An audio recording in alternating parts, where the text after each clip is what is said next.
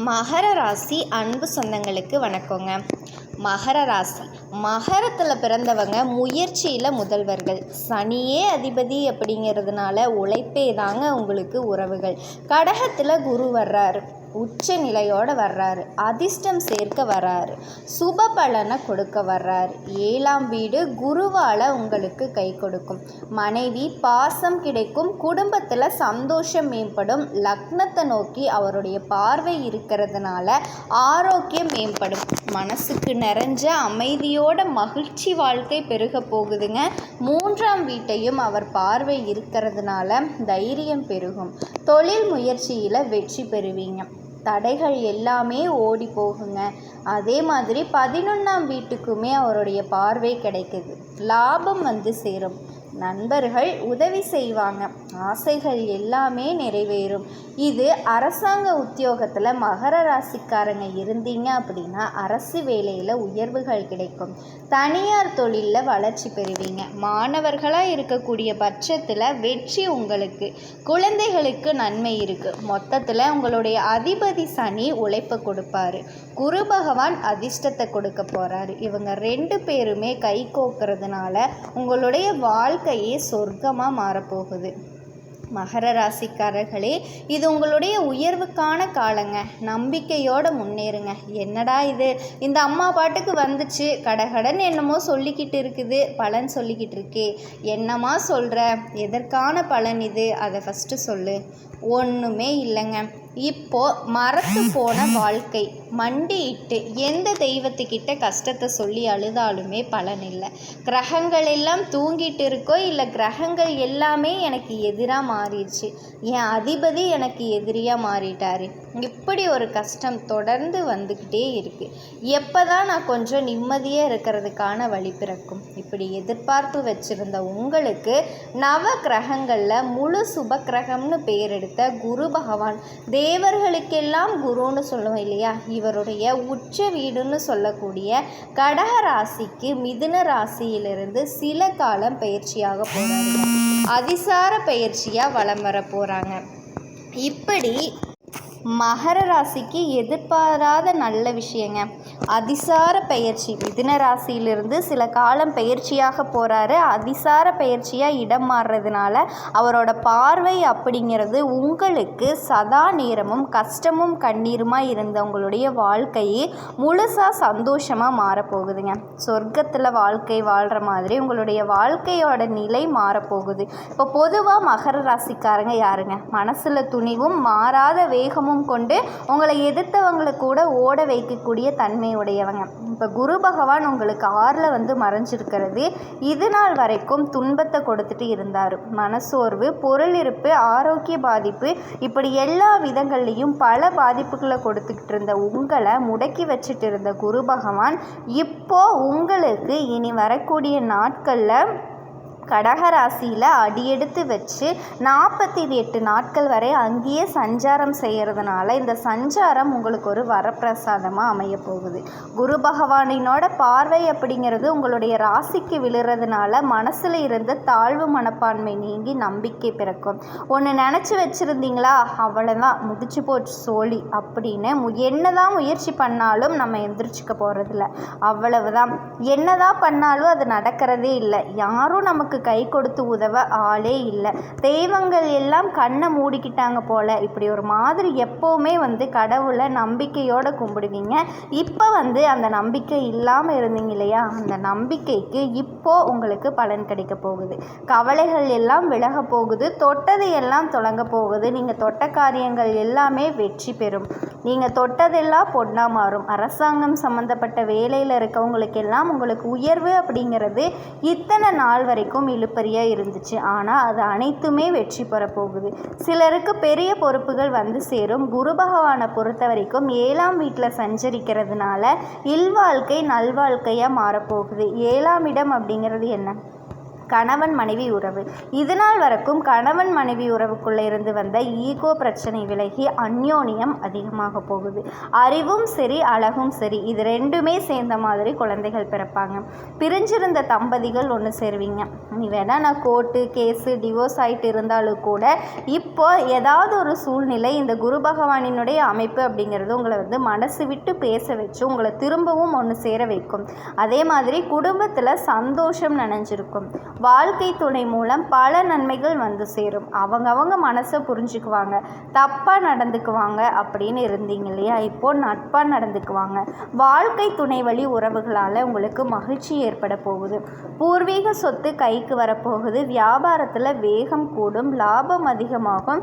சாதுரியமான திட்டமிடலால் போட்டியாலேயே திணறடிக்க போகிறீங்க. புதிய ஒப்பந்த முயற்சிகளில் இதுவரைக்கும் இருந்து வந்த தடைகள் விலக போகுது. குறிப்பாக திருவோண நட்சத்திரக்காரர்களுக்கு அற்புதமான பலன்கள் வாய்க்கும். பெரிய அளவில் ஜெயிச்சு காட்ட போகிறீங்க. இது அடுத்து ராசிக்கு 3ஆம் வீட்டை குரு பார்க்குறாரு. தனது 9ஆம் பார்வையாக பார்க்கறதுனால இனி தைரியம் அதிகமாகும். மனசை அலக்கழிச்சிட்டு இருந்த தயக்கங்கள் எல்லாமே விலகும். முயற்சிகளை எல்லாமே முடக்கி விட்டுருவாருங்க. இதனால அழகாக திட்டம் போட்டிருக்கீங்க. செயல்படுத்துறதுல மட்டும் தயக்கம் இருக்கும். பெரும்பாலும் மகர ராசி கஷ்டப்படுறதுக்கான காரணம் என்ன தெரியுங்களா? உங்களுடைய அதிபதி சனி என்ன தெரியுமா பண்ணுவார்? யார் ஒருத்தன் வேகமாக உண்மையாக உழைப்ப போடுறானோ, உழைக்கணும் மாடு மாதிரி உயர்வை கொடுப்பாருங்க. அவர் அதிபதியாக வச்சுக்கிட்டு நம்ம முயற்சி மட்டும் பண்ணிக்கிட்டு திட்டம் மட்டும் போடுறது, ஒரு எட்டு வைக்கிறது, அப்புறம் பார்த்துக்கலாம் அப்படி இருந்தால் எங்கே உங்களை வளர விடுவார்? இவர் உங்கள் தலையிலேயே தட்டி உட்கார வச்சுருவாருங்க. ஸோ அப்படி தான் அந்த மனசில் உறுத்திக்கிட்டு மனசில் இருந்த தயக்கத்தை கொடுத்துக்கிட்டு இருந்த அந்த திட்டங்கள் எல்லாமே இப்போ நீங்கள் செயல்படுத்த போகிறீங்க. தொட்டது எல்லாமே தொடங்க போகுது. இளைய உடன்பிறப்புகள் வகையில் நன்மைகள் கிடைக்கும். இது ராசிக்கு 11ஆம் வீட்டை குரு பார்க்கறதுனால லாபம் அதிகமாக கிடைக்கும். பொன் பொருள் சேரும். பொருள் வரவில் இருந்த தடைகள் எல்லாமே விலக போகுது. இது வரைக்கும் சேமிக்கவே முடியலன்னு இருந்த நீங்கள் உங்களுக்கு இப்போ சேமிக்கக்கூடிய அளவுக்கு பணம் வரும். அதே மாதிரி ஆடை அபகரணங்கள் சேர்க்கை உண்டாகுது. இப்போ மகர ராசி என்னை திட்டுவீங்க, ஏமா நகை நட்டெல்லாம் போய் நான் அடகு வச்சுருக்கேன், அதை மீட்கிறதுக்கு வழி பிறக்குமா? நான் எங்கே நகை நட்டெல்லாம் வாங்க போகிறேன்? சொத்து பத்தெல்லாம் வாங்கிறதுக்கு வாய்ப்பு எனக்கு எங்கே இருக்க போகுது? தலையெழுத்தில் இருக்கா? யார்? நல்லா பார்த்து சொல்லு. இப்படி கூட சில நேரங்களில் கொஞ்சம் ஏன்னா சனி அதிபதியாக இருக்கிறதுனால ரொம்ப புலம்புவாங்க. ஓகேங்களா? எழுந்திரிச்சு போங்க. வெட்டு 1 துண்டு 2ன்னு சில நேரங்களில் ஒருத்தவங்க நல்லதே சொன்னால் கூட இவங்க தப்பாக புரிஞ்சுக்குவாங்க. இது உங்களால் மறுக்கவே முடியாதுங்க. அப்புறமா கொஞ்சம் யோசிப்பீங்க, தெரியாமல் பேசிட்டோமோ, சரி விடு அப்படிங்கிற மாதிரி விட்டுட்டு போவீங்க. ஸோ இந்த இடத்துல என்ன சொல்கிறேன் அப்படின்னா, உங்களுடைய நல்ல குணத்தை அழகாக வெளிப்படுத்துங்க. கோபத்தாபங்களை விட்டுருங்க. நான் மறுக்க மாட்டேன். உங்கள் கோபத்தாபங்களுக்கான காரணம் உண்மையானது தான். ஓகேங்களா? இருந்தாலும் அவங்கள சொல்லி என்ன பிரயோஜனம்? அவங்களுடைய குணம் அதுதானே, சரிங்களா? ஆனால் நம்மளுடைய குணம் அது இல்லைங்க. அதனால் வெடுக்குன்னு பேசாதீங்க. கண்டிப்பாக அடகு வச்ச நகையை மீட்பீங்க. கடன் கழுத்து நெரிக்கிற அளவுக்கு இருந்தாலே சரிங்க. அதிலிருந்து ரிலாக்ஸ் ஆகக்கூடிய அளவுக்கு பணவரவு இருக்கும். கடன் பிரச்சனை குறையும். அதே போல் கோயில் திருவிழாக்களில் மதிப்பு மரியாதை கௌரவம் கிடைக்கும். இருந்தாலுமே ராகு அப்படிங்கிறவர் இந்த பாம்பு கிரகம்னா இவர் என்ன பண்ணுவார்னா 2ஆம் வீட்டில் இருக்கிறாரு. இதனால் நான் இப்போ தான் உங்களுக்கு சொன்னேன், வெடுக்குன்னு பேசுங்க, நிதானமாக பேசுங்க, இனிமையாக பேசுங்கன்னு சொல்லிட்டு. ஸோ பேச்சில் நிதானத்தை எப்போவுமே கடைப்பிடிக்கணுங்க. பாம்பு மாதிரி கொத்தராம்ப்பா, ஆனால் உங்களுடைய பேச்சு அப்படி தான் இருக்கும். சரிங்களா? கொஞ்சம் மாற்றிக்கணும். செலவுகளை குறைச்சிக்கணும். ஒருத்தவங்க என்ன சொல்லிட்டாங்கன்னா இது கௌரவம், அதனால் கடன் வாங்கியாவது நம்ம செலவு பண்ணலாம், அப்படிலாம் ஒன்றுமே பண்ணணும்னு அவசியம் கிடையாதுங்க. அதே மாதிரி மற்றவங்களை தூண்டி விடுவாங்க, இதெல்லாம் பண்ணாதான் உனக்கு கௌரவம் அப்படின்னு சொல்லிட்டு அதையெல்லாம் அந்த விஷயத்துலலாம் நீங்கள் கொஞ்சம் கவனமாக இருங்க. செலவு அப்படிங்கிறது அத்தியாவசிய செலவா அனாவசிய செலவா அப்படிங்கிறத நீங்கள் புரிஞ்சுக்கிட்டு செய்யணும். அதே மாதிரி குருவோட பார்வை அப்படிங்கிறது உங்களுக்கு மிகுந்த பலன்களை கொடுக்கும்.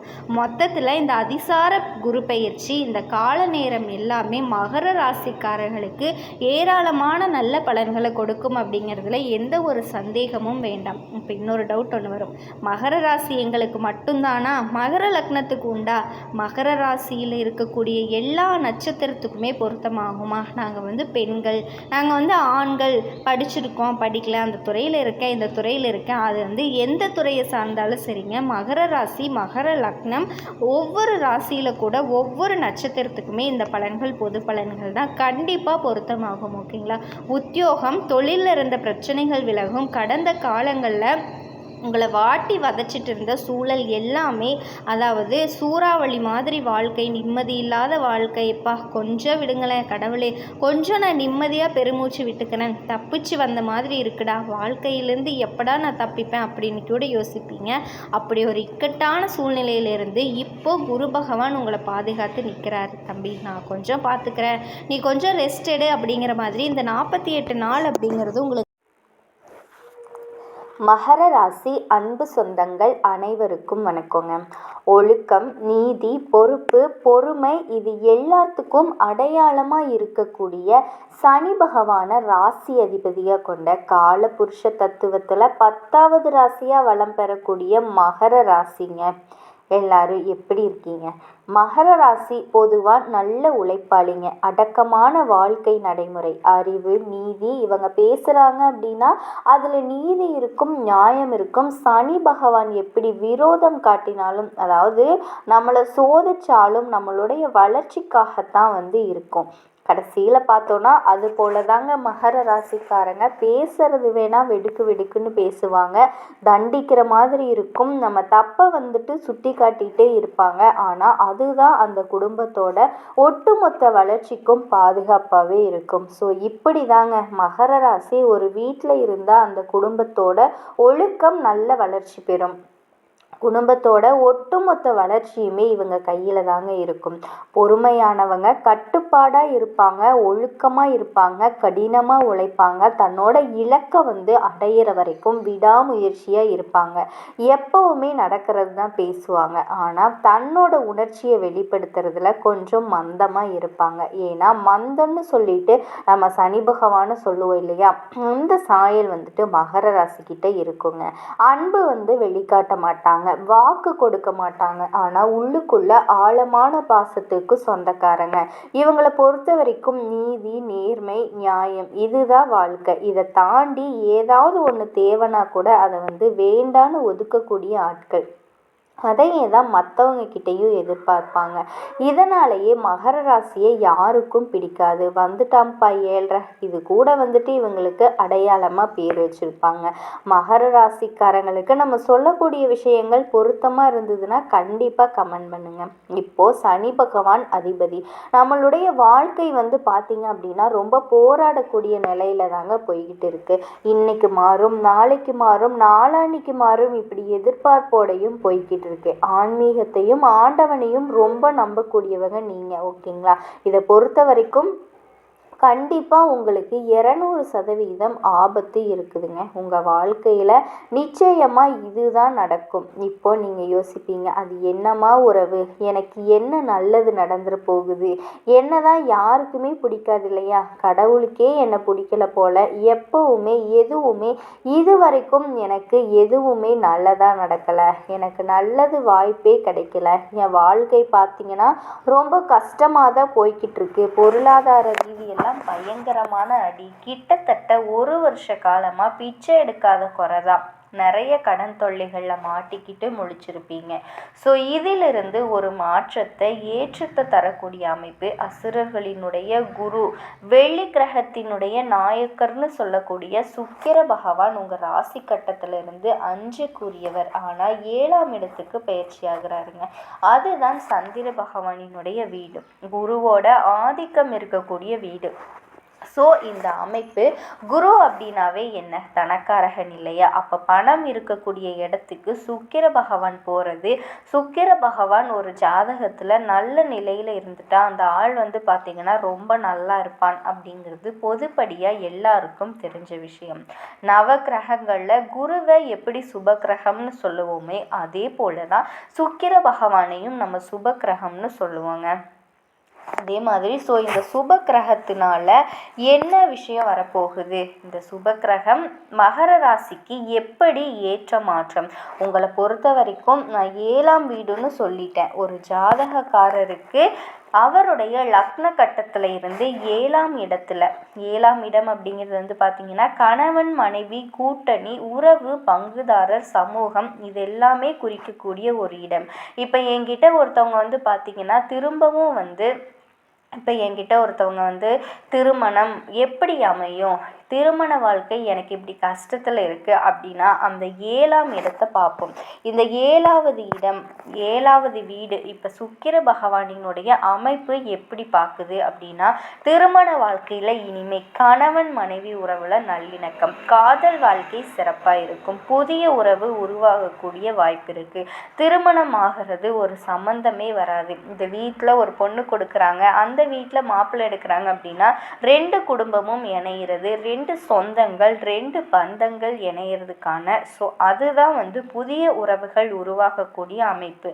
தொழிலில் கூட்டாளிகள் மூலமாக வளர்ச்சி, ஒரு தொழில் நமக்கு வருது, அதை செய்யணும், நமக்கு முதலீடு கிடையாது, ஆனால் அதை பற்றின எல்லா விஷயமும் தெரியும், கூட்டாளிகள் சேருவாங்க. அவங்க கொடுக்கக்கூடிய உதவி ஒரு பொருள் உதவியாக இருக்கலாம், இல்லை ஒரு ஒர்க் ரீதியாகவும் சேர்ந்து செய்கிறப்போ நல்ல வளர்ச்சியை பார்ப்பீங்க.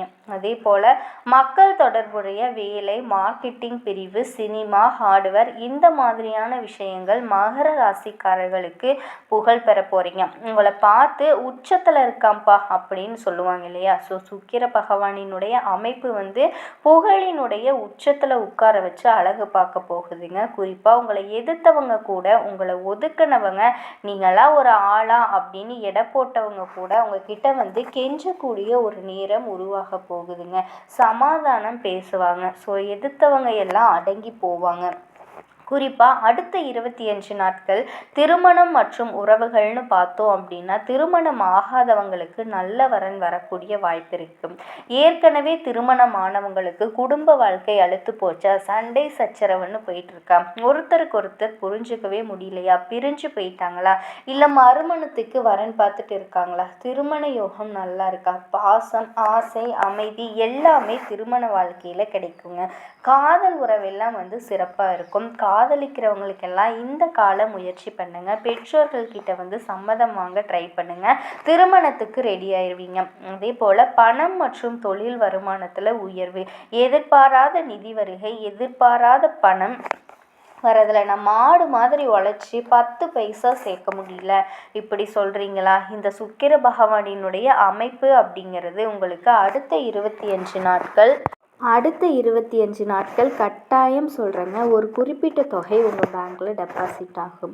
உங்கள் கையில் பணம் இருக்கும். எதிர்பாராத நிதி வருகை இருக்கும். கூட்டணி தொழில்களில் நல்ல பலன்கள் பெறுவீங்க. வேலைப்பளு அதிகமானாலும் அதன் மூலமாக பதவி உயர்வு, பாராட்டுகள் கிடைக்கும். குடும்பம் மற்றும் சமூகத்தை பார்த்தோம் அப்படின்னா குடும்பத்தில் ஆதரவு அதிகமாகுங்க.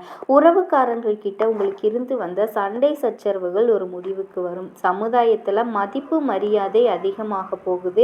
ஆரோக்கியத்தை பொறுத்த வரைக்கும் உடல் நலம் சாதாரணமாக தாங்க இருக்குது. பெருசாக பாதிப்பு கிடையாது. ஆனால் உணவு கட்டுப்பாடு ரொம்ப அவசியம். சத்தான உணவுகள் எடுத்துக்கோங்க. வெளி உணவுகளை தவிர்த்துக்கோங்க.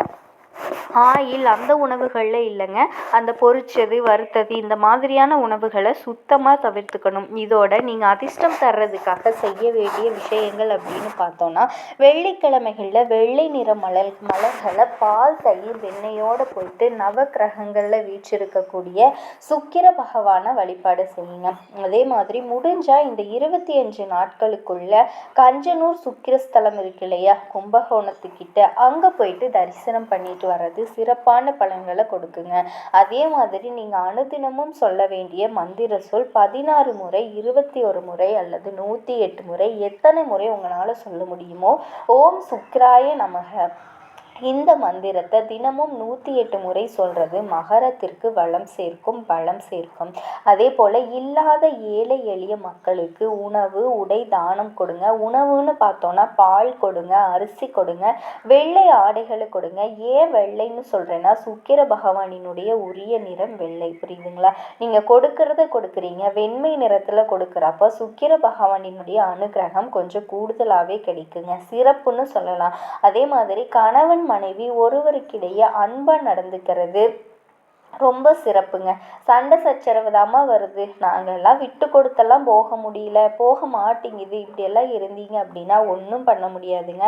நீங்கள் ஒரு படி கீழே இறங்கி பாருங்கள். சுக்கிர பகவான் உங்களை பார்த்தா உங்கள் வாழ்க்கை துணையை 100% 100 அடி உங்களை நெருக்கத்துக்கு கொண்டு வந்து விட்டுருவாருங்க. குடும்ப வாழ்க்கை சிறப்பாக இருந்துட்டால் போதும், மற்ற எல்லாத்தையுமே அழகாக சமாளிச்சிடலாம். ஸோ வாழ்க்கை துணை அப்படிங்கிறது ரொம்ப முக்கியமான இடம். ஸோ அந்த இடத்துக்கு சுக்கிர பகவானினுடைய பரிபூர்ண அருள் கிடைச்சிருக்குங்க. இது மகர ராசிக்காரங்களே, உங்களுக்கு சனி பகவான் தான் அதிபதி. ஒழுக்கம், உழைப்பு, பொறுமையை கொடுத்திருக்காரு. இப்போ சுக்கிர பகவான் கடகத்திற்கு போய் 7ஆம் வீட்டில் அமர்ந்திருக்கிறது. அடுத்த 25 நாட்கள் உங்கள் வாழ்க்கையில் மிகப்பெரிய மாற்றங்கள் நடக்க போகுது. திருமணம் ஆகாதவங்களுக்கு திருமணம் நடக்கும். காதல் உறவு சிறப்பாக இருக்கும். குடும்ப உறவு எல்லாமே சூப்பருங்க. தொழிலில் கூட்டணியாக இருக்கட்டும், இல்லை நீங்களே தனியாக தொழில் செஞ்சாலும் சரி, பணவரவாக இருக்கட்டும், பதவியாக இருக்கட்டும், எல்லாத்துலேயுமே நல்ல வளர்ச்சியை பார்ப்பீங்க. அதே மாதிரி கோவிலுக்கு போகணும் குடும்பத்தோட, சுக்கிர பகவான் ஸ்தலமான கஞ்சனூர் போயிட்டு வாங்க. வெள்ளிக்கிழமை போகிறது இன்னும் சிறப்புங்க.